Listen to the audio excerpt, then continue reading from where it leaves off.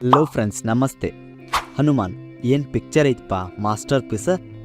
ಯಾಕಂದ್ರೆ ನಾ ಇದನ್ನು ಸಿನಿಮಾ ನೋಡಕ್ಕೆ ಹೋಗಿದ್ದ ಹನುಮಾನ್ ಅಂತ ಟೈಟಲ್ ಇಟ್ಟಿದಾರಂದ್ರೆ ನಮ್ಮ ಆಂಜನೇಯಂದು ಒಂದರೇ ಝಲಕ್ ನೋಡಕ್ಕೆ ಸಿಗ್ತದಂತ. ಅದ್ರಾಗ ನೋ ಡೌಟ್ ಕ್ಲೈಮ್ಯಾಕ್ಸ್ 10 ನಿಮಿಷ ಅಂತೂ goose bumps. So video start ಮಾಡೋಕ್ಕಿಂತ ಮುಂಚೆ ನಾನು ಎಲ್ಲ ಯೂಟ್ಯೂಬರ್ ಥರ ವಿಡಿಯೋ ಎಂಡ್ ತನಕ ನೋಡ್ರಿ, ಹಂಗೆ ಸಬ್ಸ್ಕ್ರೈಬ್ ಮಾಡಿ ಸಪೋರ್ಟ್ ಮಾಡಿರಿ. Okay, let's start. ಸಿನಿಮಾದಾಗ ಅಂಜನಾದ್ರಿ ಅನ್ನೋ ಒಂದು ಊರು ತೋರಿಸಿದಾರೆ.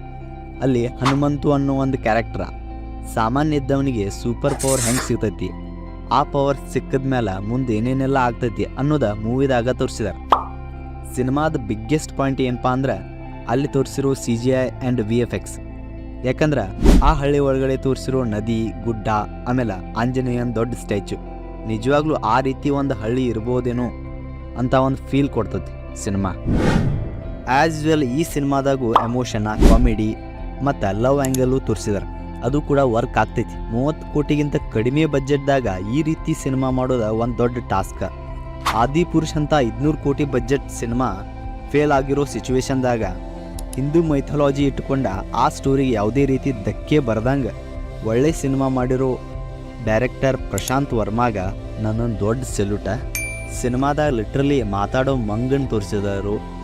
ವಿಜುವಲೈಸೇಷನ, ಸ್ಕ್ರೀನ್ ಪ್ಲೇ, ಪಿಕ್ಚರೈಸೇಷನ, ಆಮೇಲೆ ಕ್ಲೈಮ್ಯಾಕ್ಸ್ ಅದಂತೂ ಏನು ಹೇಳೋದಪ್ಪ. With Hanuman Chalisa BGM top ನಾಚೆ. ಆ ಲಾಸ್ಟ್ 10 ಮಿನಿಟ ಸಿನಿಮಾನ ಒಂದು ಬೇರೆ ಲೆವೆಲ್ಗೆ ತೊಗೊಂಡು ಹೋಗ್ತೈತಿ. ಪಿಕ್ಚರ್ನ ಭಾಳ ಆನೆಸ್ಟಿಲೇ ಮಾಡಿದರು. ಮಸ್ಟ್ ವಾಚೇಬಲ್ ಐತಿ. ನೀವು ನೋಡಿ ಬಂದರೂ ಇಲ್ಲೋ ಕಮೆಂಟ್ದಾಗ ತಿಳಿಸ್ರಿ. ವಿಡಿಯೋ ಇಷ್ಟ ಆದ್ರೆ ಸಬ್ಸ್ಕ್ರೈಬ್ ಮಾಡಿ ಸಪೋರ್ಟ್ ಮಾಡಿರಿ. ಓಕೆ, ನೆಕ್ಸ್ಟ್ ವಿಡಿಯೋದ ಸಿಗ್ನು. ಅಲ್ಲಿವರೆಗೂ ಬಾಯ್.